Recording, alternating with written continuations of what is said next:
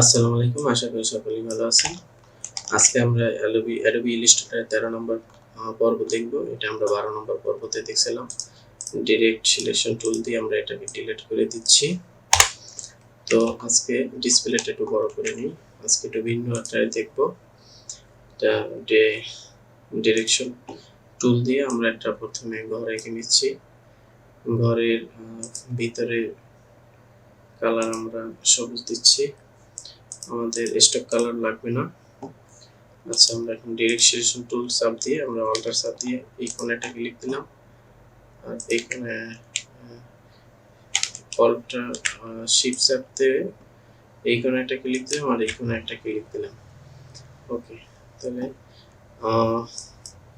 আমরা এই কোণায় যদি ক্লিক দিয়ে যদি এখানে বাড়াই কমাইলাম, আবার আমরা এই কোণা সিলেক্ট করে যদি এখানে টান দিই কমাইলাম। এখন কি হলো, ছোট বড় হয়েছে। এই কোণে দেখা যায় 80 ডিগ্রি হয়েছে, এখানে কেন 90 ডিগ্রি হয়ে গেছে, তারপর কেন বেঁকাও হয়েছে। আমরা বুঝতে পারতেছি না। তখন আমরা যদি দুই পাশে একভাবে করি তাহলে কিভাবে করব? আচ্ছা, আমরা আগের জায়গায় ফিরে যাই, শিফট চেপে এই কোণে একটা ক্লিক দেব, তবে এই কোণে একটা ক্লিক দেব। ওকে, ডিরেকশন টুল দিয়ে এই শিফট চেপে এই কোণে একটা, শিফট চেপে এই কোণে একটা, দুই পাশে দুইটা সিলেক্ট হয়ে গেছে। এখন আমরা সিলেকশন টুলে আমরা ডাবল মাউসের বাম পাশে ডাবল ক্লিক দেব। ডাবল ক্লিক দিলে একটা ঘর আসবে। রেসে এই যে প্রিভিউ দেখার জন্য এখানে টিক মার্ক দিয়ে দেবেন। এই যে ইউনিফর্ম এখানে 100% আছে। আমরা যদি 80% করে দেই, 80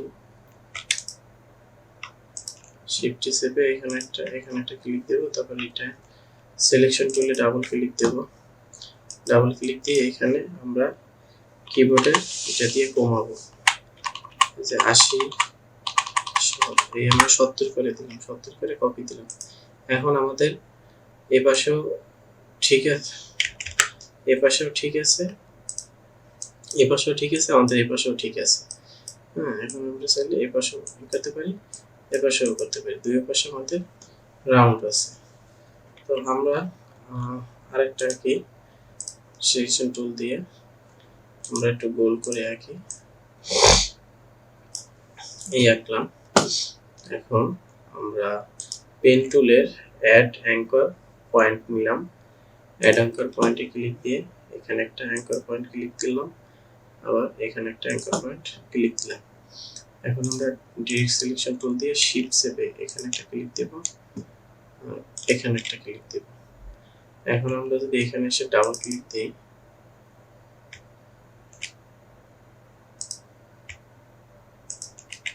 এখানে একটা ক্লিক দেব, এখানে একটা ক্লিক দেব। এখন যদি এখানে আমরা ডাবল ক্লিক দিই,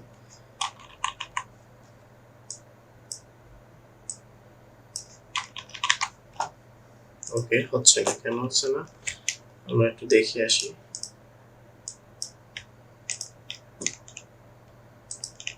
এখানে একটা ক্লিক দেব, এখানে একটা ক্লিক দেব। ওকে, এবার হবে। এবার এখানে ডাবল ক্লিক দিয়ে আমরা এটাকে একটু বাড়িয়ে দিই। আমরা এটাকে 85% করে দিলাম। 85% করে দিলে দুই পাশে সমান হয়েছে।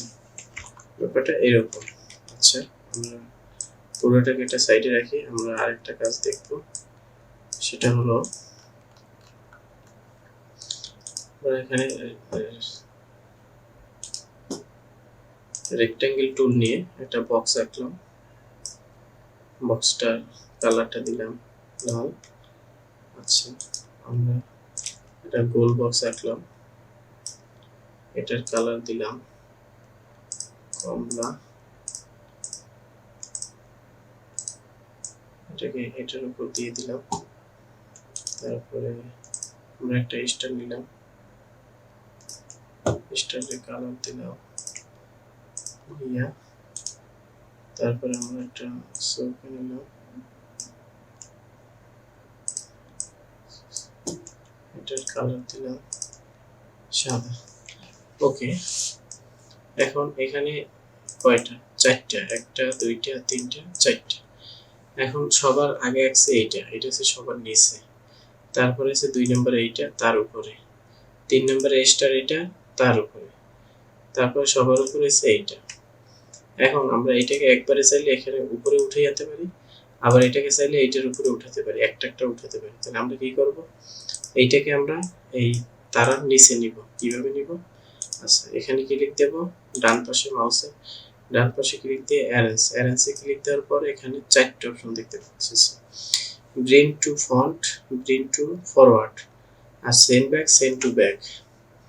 তো এখানে কি বুঝাইছে, bring to forward, bring to forward হলো নিচে থেকে উপরে আসবে একদম, মানে 10টা যদি থাকে 10টা নিচ থেকে একদম 1 নম্বরে চলে আসবে, আর যদি 20টা থাকে 20টার নিচ থেকে একবারে চলে আসবে, 100টা থাকলে 100টার নিচ থেকে একদম উপরে 1 নম্বরে চলে আসবে।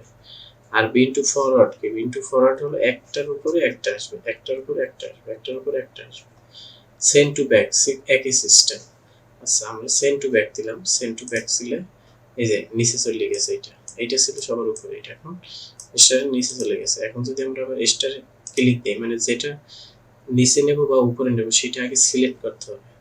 এখন স্টারে সিলেক্ট করে আবার ডান পাশে ক্লিক দিয়ে অ্যারেঞ্জে যে এই যে বিং ফরওয়ার্ড দিলে উপরে যাবে, উপরে চলে আসছে। এখন আমরা এইটাকে একদম নিচ থেকে উপরে নিয়ে আসবো।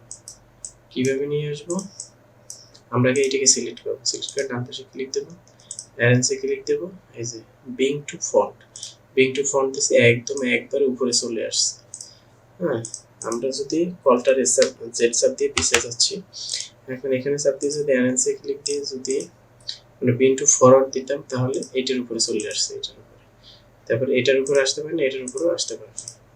এখন হচ্ছে এইটা সবার নিচে, এটাকে সবার উপরে আনতে কিভাবে, ডান পাশে ক্লিক দিয়ে অ্যারেঞ্জে ক্লিক দিয়ে বিং টু ফন্ট একদম সবার উপরে চলে আসবে। তো আজকে 2টা জিনিস দেখলাম, তো কিভাবে সাইডগুলা এক দুই পাশ যদি আমরা কমাইতে বাড়াইতে চাই কিভাবে কমাই বাড়ায়, আর কিভাবে উপর থেকে নিচে আনে, নিচ থেকে কিভাবে উপরে যায়। আজকে এই ভিডিওটি এই পর্যন্তই, আশা করি সকলেই ভালো লাগবে। সবাই লাইক করবেন এবং শেয়ার করে সাবস্ক্রাইব করে পাশে থাকবেন। আসসালামু আলাইকুম। নেক্সট আবার নতুন কোনো ভিডিও নিয়ে আসবো।